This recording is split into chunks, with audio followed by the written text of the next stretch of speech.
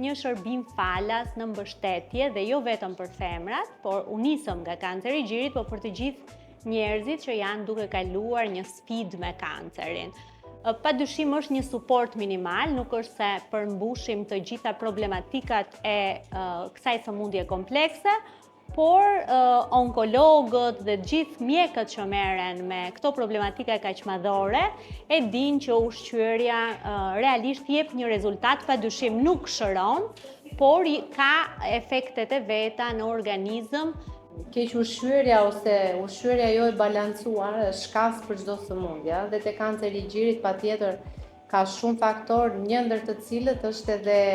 mos ushqyerja korrekte dhe rritja e BMI-s dhe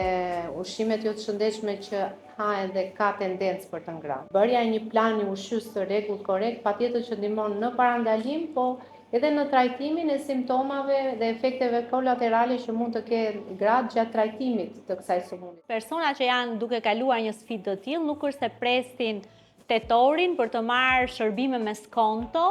po në finale unë mendoj që duhet të ketë një suport më të madh, kjo përtej po themi anës financiare, prandaj ne menduam që mos të ishim pjesë e këtyre skontimeve të shërbimeve shëndetësore, po të ishim pjesë e një nisme të kontribonim në formën e suportit edhe për t'i dhënë pak rëndësinë e duhur regjimit ushqimor. Sfidat në patologji të ndryshme onkologjike janë të ndryshme dhe regjimi duhet të jetë i ndryshëm, i personalizuar, kështu që pikërisht për këtë gjë, padyshim, vajzat e klinikës janë lodhur pak më shumë duke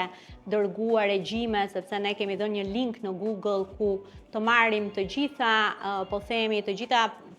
kartelën shëndetësore të personit dhe të gjitha detajet e tjera që na duhen që regjimi të jetë sa më i personalizuar, mos të jetë një regjim standard. Padyshim do vazhdoj në gjithë tetorin, por ne në fakt pretendojmë që ta shtrijmë të gjitha regjimet online, t'i vazhdojmë për gjithë vitin falas. Besoj që sot ka një lloj ndërgjegjësim shumë të madhe për shëndetin e gruas, jo vetëm